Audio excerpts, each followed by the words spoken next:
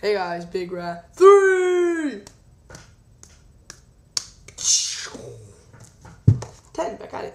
I've been watching Joe vs. Kobashi. All I have is the 5-star match, supposedly. I want to watch it today.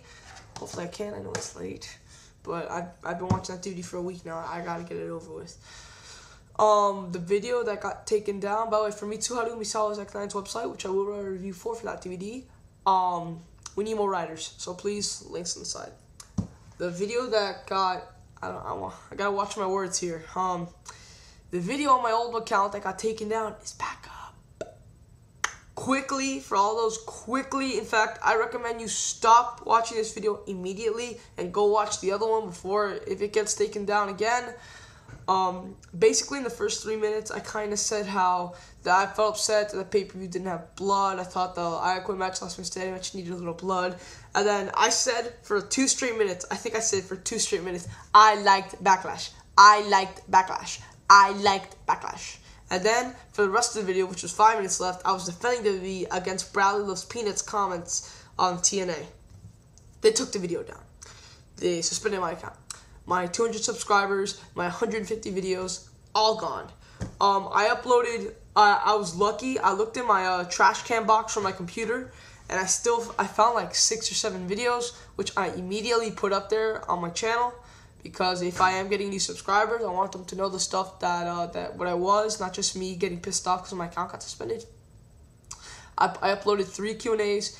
If I had to tell you to pick one, I would watch Q&A number 16 if you haven't already. That's with best YouTube channel, I think, and those were by far my favorite questions. That was probably my favorite Q&A I've ever done under best YouTube channel. It's either 16 or 15. I would click that one. That's the one I would watch. There are no questions in the description box. Unfortunately, there's just no way. I don't even have them on the inbox, and there's no way I'm gonna watch the entire video, write down the questions, and then write them again in the description box. It takes way too much time. Sorry. But you hear me say the questions anyways, it's not a big deal, okay? And I also uploaded a Hard Truths, and I was going to upload the supplementary draft video that I did with Those Wrestling Guys 09, but it is on their account, so just want to save some time. I haven't done one of these in a long-ass time. The King, where is it? No, it doesn't work without this. Oh, yeah. The King of the Pen.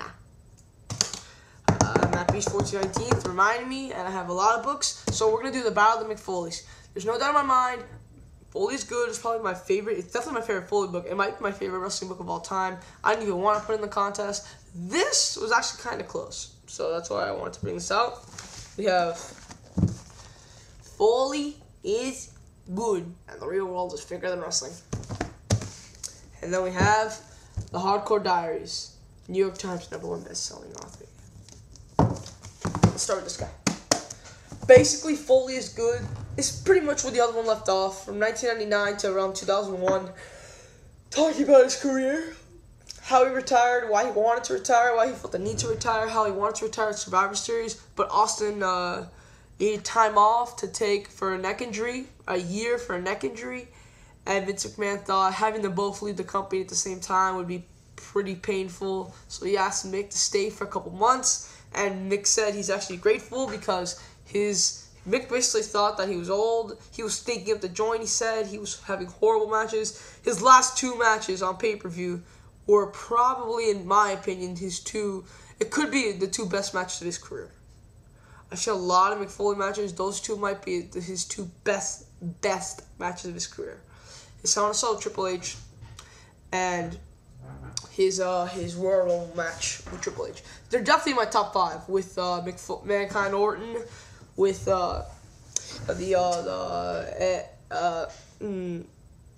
Mankind Orton, Shawn Michaels Mankind, Edge Mick Foley at Mania, and also the 6-man tag One Night Stand 2, the top 6. It's definitely in there, definitely. In my opinion, those are 2 of his best matches of his career.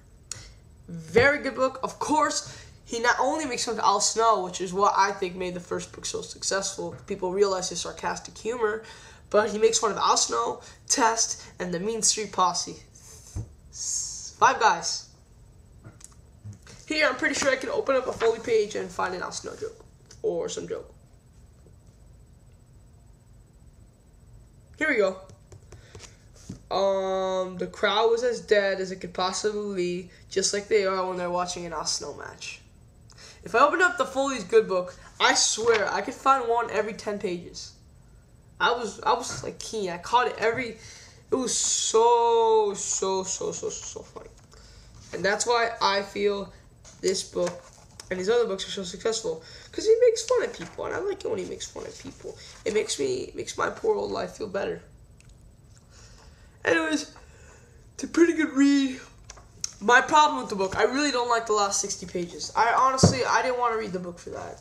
The last 60 pages, where he was defending the WWE when WWE was getting such criticism for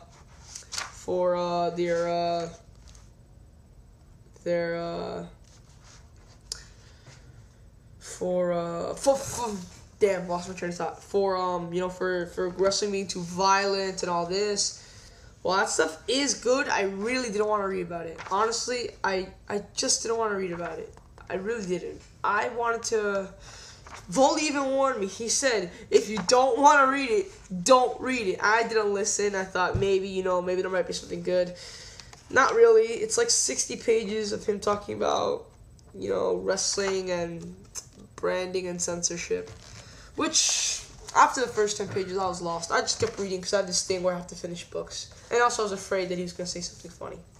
Very good reading. A lot of insight into how he made Have a Nice Day. What made Have a Nice Day so successful. Meeting all the people involved in it. Making all these commercials. And every time, he would see, the security office, the legal system, the commercials, he would say, yes, the commercials are faker than wrestling. The legal system is faker than wrestling. And that was key to the book.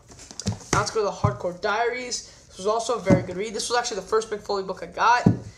And then I got Have a Nice Day, and then I got this one. Very good book. I liked it very much. I liked how it only focused on one angle, and he devoted a good 300-something pages to it. Really, that showed that he cared about the angle. I was very entertained by the book, especially how I realized how almost none of it was supposed to happen. It went completely the wrong way, according to Foley. And Foley was very upset. So, very good very good book. Stop promoting yourself. Very good book. It hints in here that he wanted to go to TNA. Not hints. It says he wanted to go to TNA, but he said Vince made him an offer that he couldn't refuse. And I knew after I read this book, he's definitely going to TNA within a year, and sure enough, he did. Maybe not within a year. It was more like a year and a few months. He's going to make a new book called TNA Crossing the Line, which I'm desperately going to get because I love his book so much. I know it probably won't be as good as these three. I don't care. I still want to order it. Definitely, especially in winning the world title, which I thought this book lacked. Foley's Good. Have a Nice Day talked about, actually kind of all the books lacked it. Have a Nice Day mentioned the last page, and Foley's Good kind of mentioned it, but not as much as I wanted them to. They're really more focused on his feuds and actually holding the title. Hopefully, TNA Crossing the Line will focus more on him being a world champion. Hardcore Diaries was a very good book about Terry Funk. A lot of stuff about Terry Funk I didn't know. This talks about his out-of-WWE activities with Make-A-Wish Foundation, how he's best friends with all the divas. Very good book in the Hardcore Diaries. Problems with the Hardcore Diaries. I read this book a long-ass time ago. I can't remember.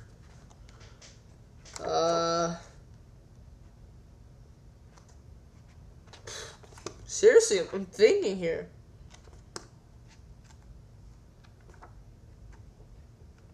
I don't know. I haven't read the book it's been 2 years. I don't remember. But it was good. I'll give it that. And it really is a great read, in my opinion. So, who is the winner of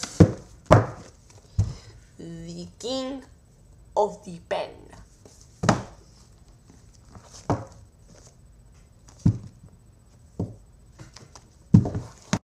And the winner is... I really want to do this. I really want to say tie. But I can't. I have to pick winners. So... let me see how I can turn these books so they don't fall. Foley is good. I know I said I didn't like the last 60 pages, but all the pages in front of it were really good. Not to mention this whole thing about The legal system is faker than wrestling. Commercial faker than wrestling. It made fun of people. The Hardcore Diaries didn't make fun of people. I think it barely did. I really don't remember. I know this made fun of a lot of people. And that's why I love his books more than the others. Plus the legal system, his comedy, it was just better. And plus you got more wrestling ground in this book. You got more social ground about his kids in this book. But I prefer to hear about wrestling. That's why Edge's book. Edge purely talked about wrestling. I don't even think he barely went into his personal life, which I didn't have a problem with, but some people did. A couple other books like Eric Bischoff's. Get this book. It's worth it. This book is still very good. In my opinion, though, this is just a winner. And my name is Big Rat. 3, 10, out. Peace.